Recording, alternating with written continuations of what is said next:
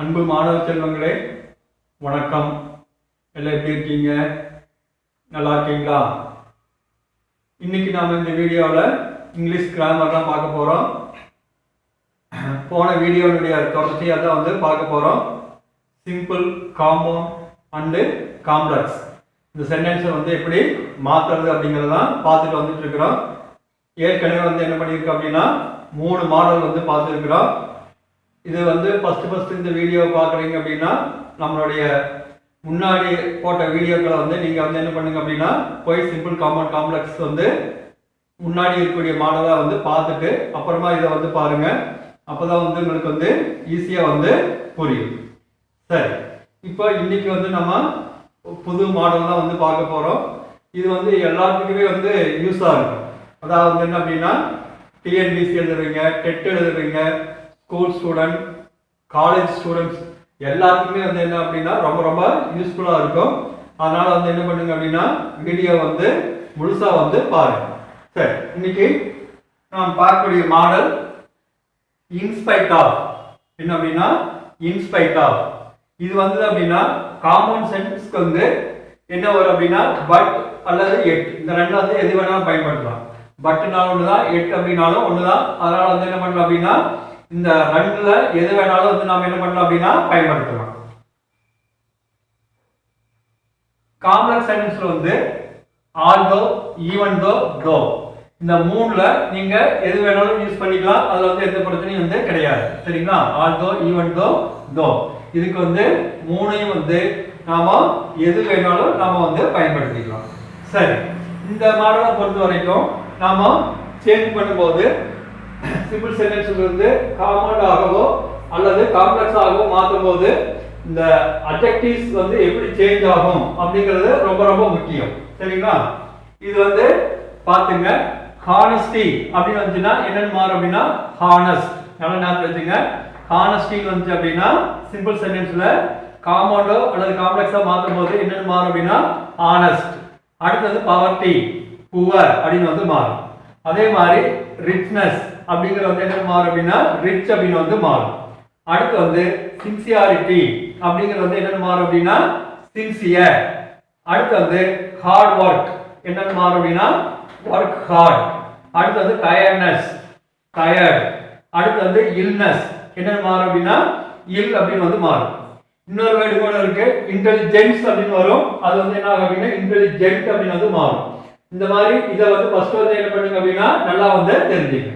அதே மாதிரி ப்ரொனவுன் எப்படி மாறும் அப்படின்னா மைன் ஐன்னு மாறும், அவர் வீன்னு மாறும், ஹிஸ் ஹீன்னு மாறும், ஹர்ன் சீன்னு மாறும், யுவர் யூன்னு மாறும், தேயர் தேன்னு மாறும். நல்லா ஞாபகம் வச்சுங்க.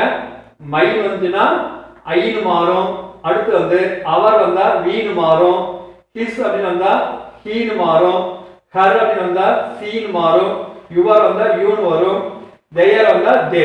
அப்போ ஃபர்ஸ்ட் என்ன பண்ணணும் அப்படின்னா நாம இந்த மாடலுக்கு இன்ஸ்பெக்ட் ஆஃப் மாடலுக்கு வந்துச்சு அப்படின்னா ஃபர்ஸ்ட் இந்த டேபிள் என்ன பண்ணீங்க அப்படின்னா நல்லா மனப்பாடம் பண்ணீங்க. இன்ஸ்பெக்ட் ஆஃப் சிம்பிள் சென்டென்ஸ் வந்துச்சுன்னா காம்பவுண்டா மாத்துறதுக்கு பட் அல்லது எட் இந்த ரெண்டுல எது வேணாலும் பயன்படுத்தலாம். காம்ப்ளெக்ஸ்ல அதே மாதிரி ஆல்தோ, ஈவன் தோ, தோ இந்த மூணுல எதை வேணாலும் நாம என்ன பண்ணலாம் அப்படின்னா மாத்திக்கலாம்.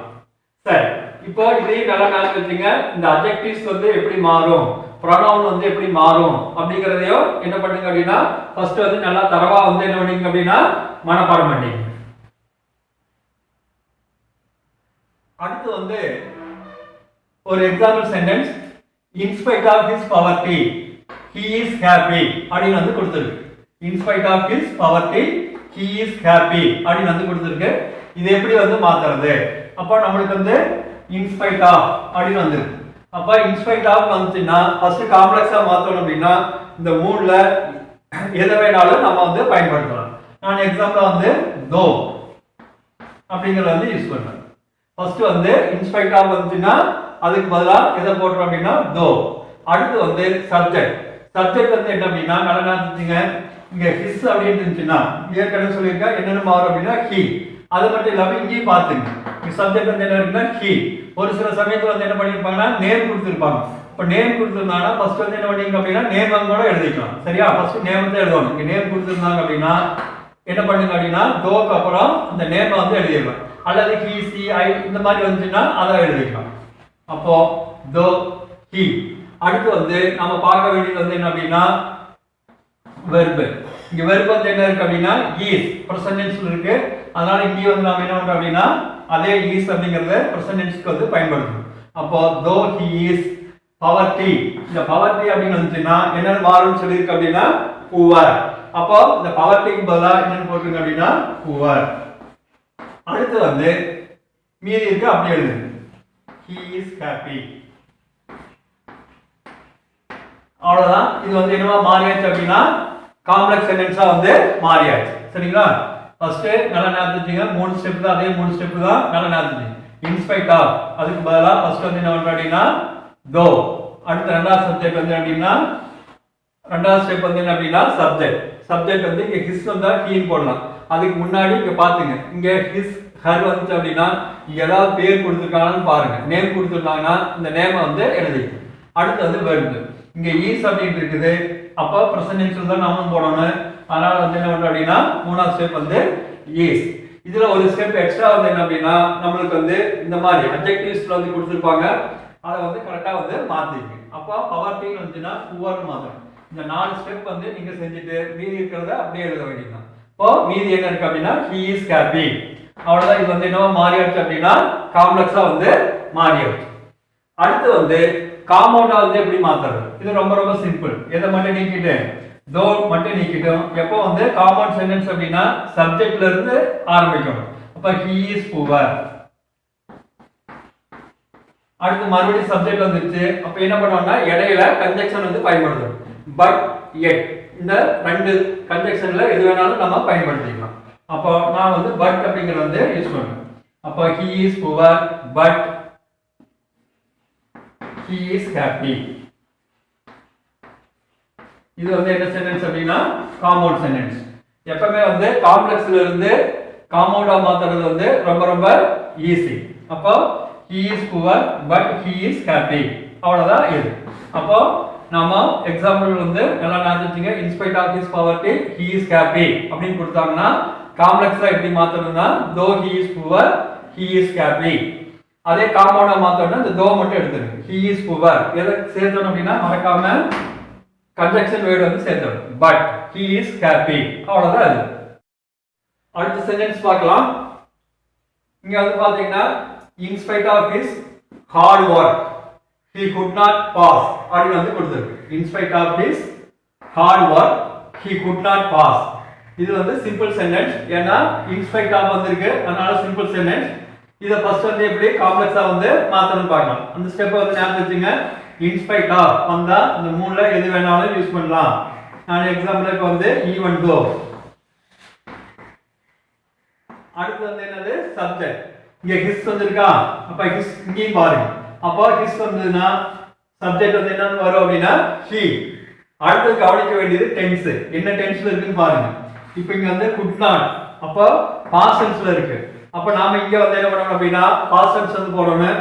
என்ன past tense அப்படின்னா hard work இருக்குன்னு பாத்தீங்களா, இதுக்கு வந்து past tense போடணும். அப்போ worked hard.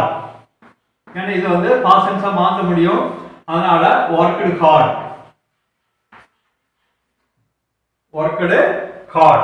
past tense மாத்த முடியாத adjective இருந்தாதான் என்ன வரும் அப்படின்னா இங்க வந்து is அல்லது வந்து was அப்படிங்கிறது வந்து வரும். அப்ப hard work அப்படிங்கிறது என்ன மாறும் அப்படின்னா இங்க past tense இருக்கிறதுனால worked hard. மீதி இருக்கிறது அப்படியே எழுத வேண்டியதுதான். he could not pass. அப்ப இது வந்து என்னவா மாறிடுச்சு அப்படின்னா காம்ப்ளெக்ஸ் சென்டென்ஸா வந்து ஈஸியா வந்து மாத்திட்டோம். அடுத்து காம்பவுண்டா மாத்துறது இதை விட ஈஸி. என்ன பண்ணீங்கன்னா போதும் அப்படின்னா இந்த ஈவன் தோ மட்டும் கேன்சல் பண்ணிட்டு சப்ஜெக்ட்ல இருந்து எழுதுங்க. he worked hard, worked hard. மறுபடியும் சப்ஜெக்ட் வந்துருச்சா, அப்ப இடையில வந்து என்ன கேட்டீங்கன்னா கன்ஜெக்ஷன் வேர்ட் யூஸ் பண்ணுங்க. பட் அல்லது எட் இந்த ரெண்டுல எது வேணாலும் யூஸ் பண்ணலாம். நான் வந்து பட் யூஸ் பண்ணியிருக்கேன். he could not pass.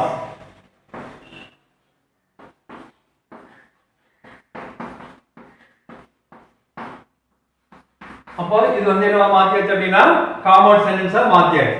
இப்ப காம்பவுண்டா மாத்துறது ரொம்ப ரொம்ப ஈஸி. நல்லா ஞாபகம் வச்சுங்க.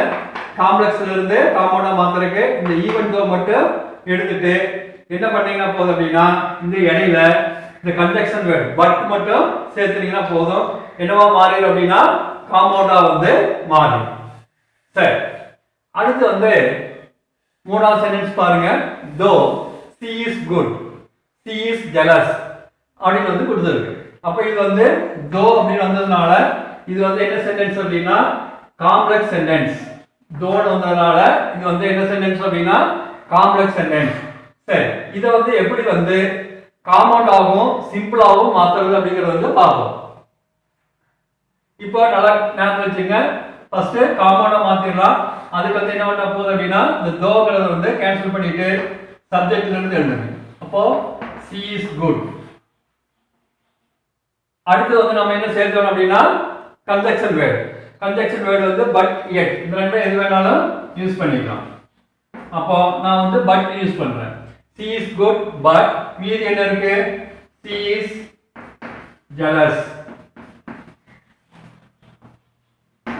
அப்போ இது வந்து என்னவா மாறிடுச்சு அப்படின்னா காம்பவுண்டா வந்து மாறிடுச்சு. அவ்வளவுதான் மாத்தியாச்சு. ரொம்ப ரொம்ப ஈஸி. தோல வந்துச்சு அப்படின்னா தோ மட்டும் கேன்சல் பண்ணிட்டு என்ன பண்ணுங்க அப்படின்னா பட் மட்டும் என்ன பண்ணா போதும் அப்படின்னா சேர்த்துனா வந்து போதும். ஒரு சில சமயத்துல எரர்ஸ் பார்ட் அப்படின்னு ஒன்று இருக்குது. எரர்ஸ் பார்ட்டிங் வந்து இந்த மாதிரி வந்து நிறைய கொடுப்பாங்க. என்ன பண்ணுவாங்க அப்படின்னா தோவையும் கொடுத்துருவாங்க பட்டையும் கொடுத்துருவாங்க. அப்ப நம்மளுக்கு வந்து எங்க எரர் இருக்குது அப்படிங்கிறது ஈஸியா வந்து இதெல்லாம் தெரிஞ்சாதான் வந்து என்ன பண்ண முடியும் அப்படின்னா கண்டுபிடிக்க முடியும். அதனால நல்லா ஞாபகம் வச்சுங்க. ஒவ்வொரு சென்டென்ஸுடைய அமைப்பு எப்படி இருக்குது அப்படிங்கறத நல்லா புரிஞ்சு வச்சுங்க. ஏன் அப்படின்னா இதுல இல்லாம நம்மளுக்கு எரர் ஸ்பாட்டிங்லயும் நம்மளுக்கு வந்து இது வரும். சரி, அடுத்து வந்து இதுவே வந்து எப்படி சிம்பிளா வந்து மாத்துறது அப்படின்னு வந்து பார்ப்போம். தோ வந்துச்சு அப்படின்னா நல்லா ஞாபகம் வச்சுங்க. இந்த டேபிள பாருங்க. தோ ஆல்தோ ஈவன் தோ இந்த மூணு வந்தாலும் நம்ம சிம்பிளா வந்து எதை தான் யூஸ் பண்ண போறோம் அப்படின்னா இன்ஸ்பைட் ஆஃப். அப்ப ஃபர்ஸ்ட் இன்ஸ்பைட் ஆஃப் அப்படிங்கறத எழுதிங்க. அடுத்து வந்து என்ன பண்ணணும் அப்படின்னா நல்லா ஞாபகம் வச்சுங்க. இந்த இதை வந்து மாத்துங்க. ப்ரோனவுனை வந்து மாத்துங்க. சீன் வந்திருக்கு. சீன் வந்தா என்னன்னு போடணும்னு சொல்லிருக்கு அப்படின்னா ஏற்கனவே சொல்லி கொடுத்துருக்கேன். ஹர் அப்படின்னு வந்து மாத்தணும். அப்போ இன்ஸ்பைட் ஆஃப் ஹர் குட். அடுத்து வந்து என்ன இருக்குது மீதி அப்படியே எழுதுங்க. she is jealous.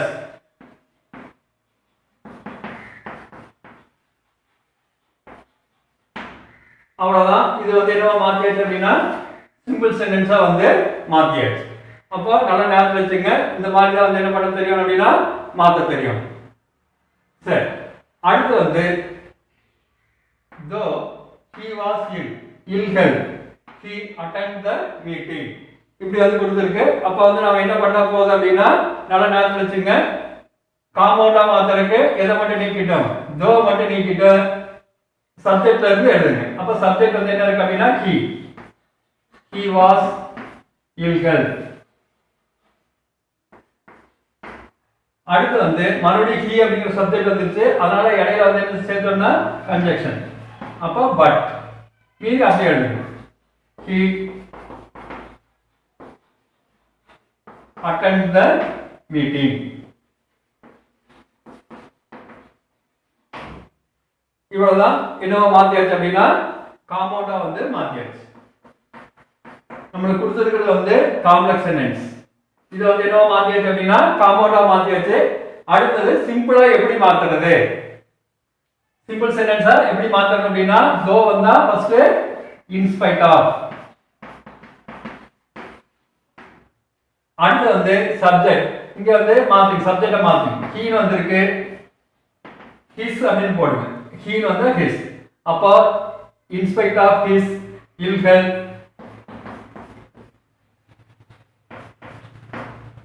In spite of his ill health, he attended the meeting.